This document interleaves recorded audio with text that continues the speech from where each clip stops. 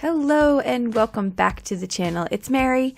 I'm really excited about today's video because we're going to be talking about using those backgrounds. So if you have backgrounds in your stash, pull them out. Let's do some fun things with them. Particularly, I pulled out some rainbow backgrounds that I had made with ink blending and ink smushing. And I love to do that. If I don't have a full creative idea in mind, I love to just make backgrounds. And so I have a pile of them and we are going to finish those cards today. So we're going to start off by looking at some of the dies that I have that I want to use. I have some cloud dies, some 4-leaf clover dies, and then also you'll see later a brick cover plate die. So I'm going to make a rainbow out of this die from my paper, and I do it twice. I only show you once here, but I have another one that I can use for another project. Run it through my die cutting machine, and I have already my die cut image ready to go. Now I pull out this cover plate, probably one of my most used cover plates in all of my stash. I also have one with the wavy sun looking die. So those two I use a lot for backgrounds. They're just so fun and easy. But I cannot part with the pieces that are coming out. So would those be the positives? No, those would be the negatives. This positive piece, going to use that in a different card. You just place it on a background and it's pretty much done. You just glue it down. What I'm going to do though before I glue it down though is I'm going to use it as a template, and I'm going to fill in all those other negative pieces that were left over. Instead of throwing them in the trash, I can get 2 cards with one and I don't waste any of that beautiful ink blended background. So that's all you do. Just use it as a template. Just be careful though, when you're putting the glue down, you're not letting it ooze out into the positive piece, because then you'll have to pull that up. So every few pieces or so, I like to just move the positive piece up so that it doesn't, stick to it.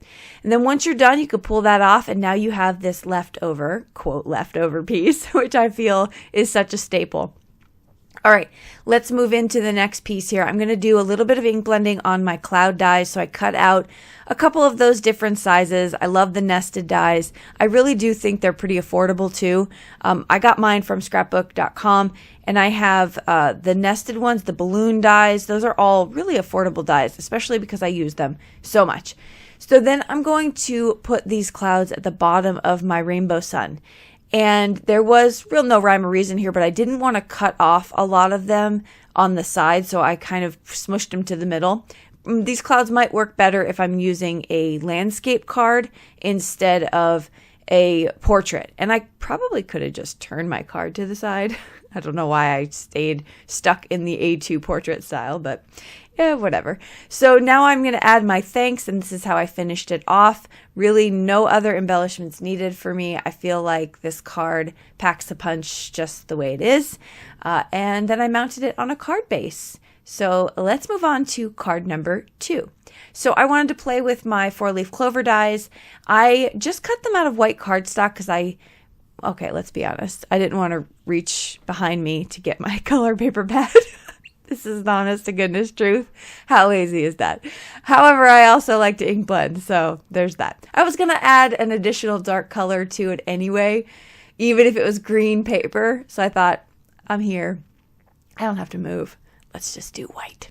So I get them out and I do them in 2 different colors, and I just add a little bit of the darker green to the corners of these 4-leaf clovers just to add a little interest so they're not so flat colored. So I get those all. Oh, did you see me put that piece of tape on my finger? I'm using Bristol Smooth cardstock, so fingerprints galore if you don't cover your fingers. Now this I have been doing a lot lately. This is the clear sparkle overlay pen. This one's from scrapbook.com. So is the black and the white that I have. I've been doing this where I just use them to splatter instead of pulling out ink or paint or anything else. Like, they're so easy. You just squeeze a little bit onto your mat and then flick it onto your project. So I'm going to show you up close here. They add such a cute little shimmer effect on there. And you could do that with white, with black. Really, I have all the colors from scrapbook.com, but just a little tip there to make it easier. Now I have this cover plate die in the brick. Love the cover plate dies if you're going to use them for multiple purposes. So right now I'm going to put a white cover plate of the brick stencil, or excuse me, the brick die cut over this ink blended background. So I love this. I thought white on white was just a little too plain, so I added a little bit of gray and black to the panel. Then I'm going to put the white brick I keep saying stencil. Here's why. Because when you have a cover plate, use it for multiple things. So don't just use it for your die cut. Use this also. You can use it as a stencil. You can cut it up and put pieces of that die cut on your card panel. Just find different ways to use the cover plate dies because those are not so cheap. And so if you do purchase them, just kind of think outside the box with them to get more use out of your stuff. Now I've placed that down onto the card panel, and you could see that underlay ink blend just kind of gives it a little bit of a pop, and it's not so white on white where it may potentially get lost. I still think that's a nice, clean, and simple look. However, that's just not what I wanted to do with this card. So I'm going to put down my 4-leaf clovers, and then I'm going to pop up my clouds for dimension. What I find really fun about this card, and I did something new I've never done before. Now, I've cut up stamps before, but I've never actually cut up like this actual die cut of them. So what I'm going to do is I'm going to make this coordinating a little bit, and I grabbed my Lucky Gnomes stamp set, and it has coordinating dies. So I'm going to do the sentiment that says Lucky Charm. And I just am going to heat emboss it. So here's my little bamboo holder for my ink powder. This is just a Maryism. It's something I like to use for my anti-static powder bag. It's not necessary, but it's just fun for me. Anyway, I'm going to put that down on my black cardstock so that I get minimal, if none, of the extra powder kind of splattering everywhere. Then I'm going to use sticky ink, Versamark, and I'm going to then dip it in white powder. Now that white powder is particularly embossing powder, which means it's going to melt under heat and give me a nice, beautiful, white embossed raised image. And this stamp is thick, like the font of it is thick, which means it gives a beautiful, really white, stark on black effect. So I'm going to heat set that, and then I'm going to let it cool completely. Got to let it cool. And I'm going to take a microfiber cloth and wipe away that powder. Someone asked me one time, how do they get rid of the powder? That's how you do it. Let it dry completely and then wipe it away.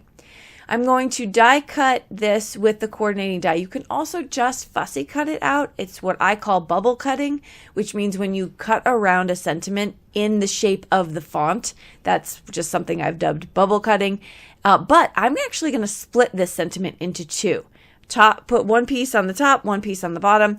I didn't like the way that cut, so I'm going to go back and I'm going to bubble cut again around the letters a little bit more cleanly. So I go back to do that. It really does clean it up quite a bit. The top seemed to be just fine, but then I'm going to use some liquid adhesive and just put down Lucky Charm. That's it. And that's another thing you can do with your sentiments. I felt like this sentiment was beautiful, but it was also a little too big for the size of my card, and plus I had a lot going on. All right, I'm going to add some stickles in the Stardust. Stickles are one of my favorite things to use as far as embellishments goes. Just make sure you put your card aside and don't put your elbow in it. Ask me why I'm being so specific with that particular thing.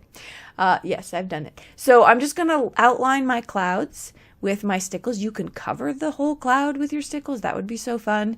And then just a little bit of highlights on my rainbow. Go back and there's little stars around the Lucky Charms. And I'm going to just add the stickles to that. It's clear. The Stardust is clear glitter, so it's not going to hide anything.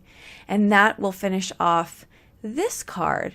I got to tell you, I had a lot of fun making these cards. And what I felt great about it the most was that I was using my backgrounds.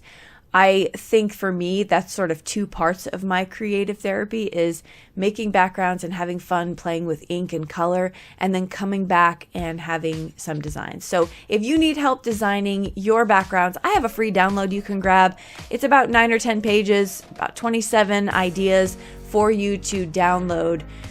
And you can just pull it out and get those creative juices flowing. I give you all kinds of ideas to take those backgrounds and turn them into finished cards. So you can click the link below in the description. You can grab that download. All right, thanks so much for joining me. If you're interested in anything I use, those will be linked below as well in the description box. And I will see you in the comments down below or in the next video. Bye-bye.